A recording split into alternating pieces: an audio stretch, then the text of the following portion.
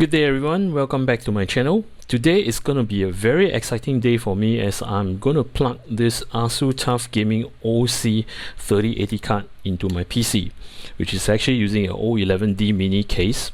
Now before I do so, right, I'd like to thank my moderator Jeffrey, who have actually alerted me to actually purchase this card at a very good deal, because many have known that this 3000 series, right, from RTX itself, they have increased the price, so I got this almost near MSRP. Anyway, besides that, right, I will show you that I'll be doing some cable sleeving on this card itself. Now I'd like to actually ask all my viewers out there and to all my subscribers, and for those of you who are actually new, right, welcome to the channel.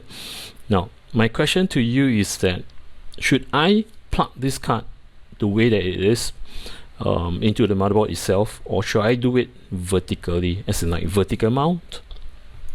So I actually thought about it, and I'll let you know the answer what I'm gonna do, and I'll explain why. Now besides this card, right, I did purchase another gadget, which is this. Now originally I would actually wanted very much to have a remote start on my PC itself, and the device from Silverstone, it costs about I think $30 or $40 USD, which is pretty expensive to me because it's just a simple device. Somehow after, I should say, few months of wait, I got this device. This is actually from Daewoo, a China brand. Now it comes with the remote controller, whereby you can actually power up the PC or to reset the PC. And this is all it takes just to mount this PCI card here and to plug to your headers. It has the reset and the power switch.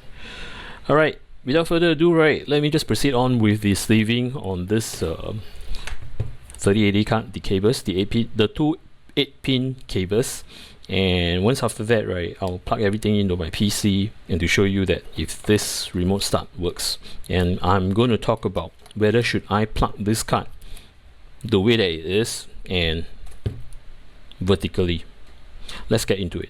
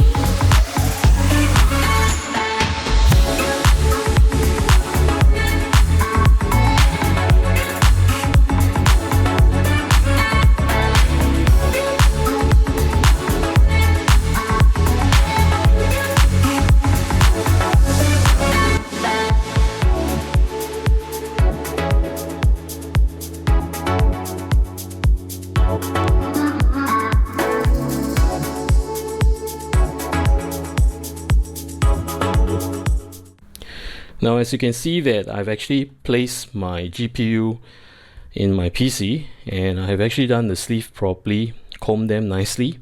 These are actually the paracord 550, where you have 7 strands in the paracord itself. And I deliberately purchased this kind of sleeving which matches my AIO host. As you can see, it's just like a set.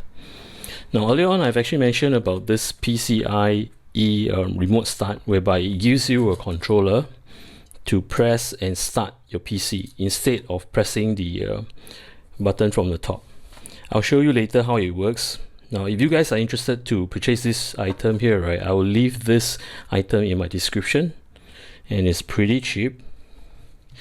Now this PCIe remote start, right, in fact it comes with this, and it's actually attached over here. But I find that this is kind of like ugly, and I don't want to spray this, so I just remove this. And the card itself is pretty light, so I just shove it in, and that's it. Now the next thing that I've actually done is in fact this temporary holder, the GPU holder, is actually made of sponge.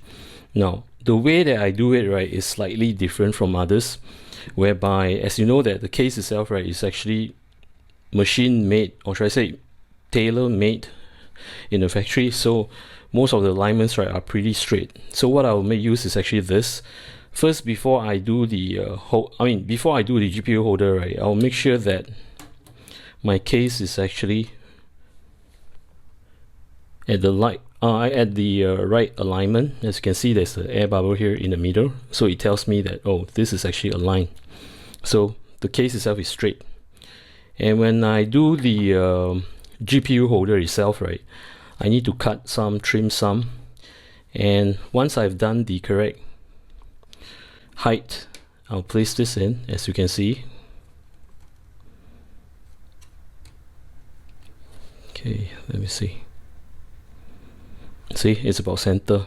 So this is actually how I actually do the I should say the height to hold it straight.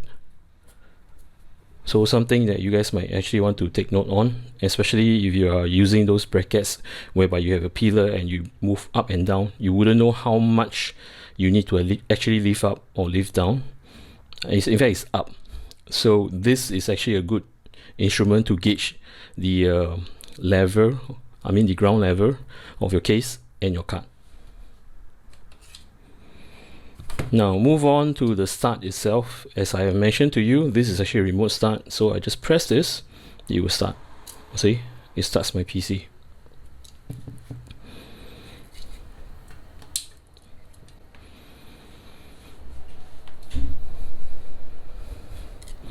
So I'm just gonna swivel this a bit so you can see that. See, it's booted up.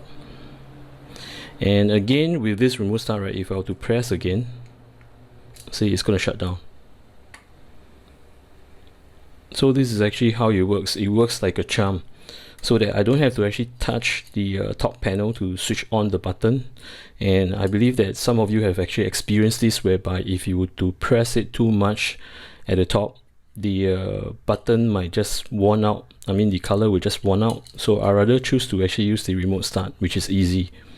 So I can actually place this on my table, and as and when I want it, I just turn it on. See, this is actually turned on. This has two functions. One is actually the power on, power off, and the other one is actually the reset button. I've not enabled the reset button because I don't feel that there's a need to, unless you're actually using Windows 95 on Windows 7. That causes lots of crashes. Something that I've actually forgotten to mention, that using this remote starter kit, right, you can either use the remote control that comes with it, or you can actually choose to press on the power button on your panel, or you have a reset switch on your panel. You can actually use that. Reason being, right, there are two connections here. This is actually directly to the motherboard itself, whereby it allows your remote control to control the start and reset. And there are another set of connectors here, whereby you can actually connect your case header, the power switch and the reset switch on this plugs here. Question on, should I be mounting this RTX 3080 horizontally or vertically? Well, I have some thoughts and have gone through after testing the card in my PC itself, and these are my thoughts. The most common way to plug a GPU is to plug it directly to the motherboard itself, the PCIe slot, which is known as the horizontal mount. Now, the pros itself, right, as you can see here, there are 320mm fans that are mounted below, which draw cool air and directing directly to the GPU itself. So this is actually an enhanced cooling. Next is, as I mentioned, since it's actually directly connected to the PCIe slot itself, right, it will eliminate some of the issues that those users have actually purchased the vertical mount bracket, whereby the PCIe cable causes problems like intermittence and compatibility issues. Next, as I was actually doing the benchmark on this card in my PC, I've actually placed my finger over this hole here, and it's very hot. Now, why am I worried? It's because that lucky thing on horizontal mount itself, right, it does not direct this hot air on my motherboard directly and my radiator directly.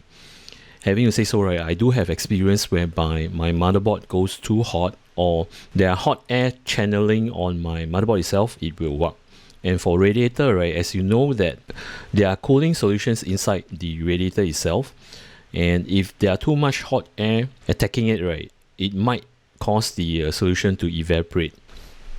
And as time goes by, right, your radiator is not really that functionable. Next is, it does not block the PCIe slot underneath the GPU itself, so I can actually make use of additional parahertz, PCIe parahertz on it, just like my remote starter kit that I've actually made use of. Next, which is actually the cons. Now, due to the fact that this card is pretty heavy, so at the tip over here it will just sag.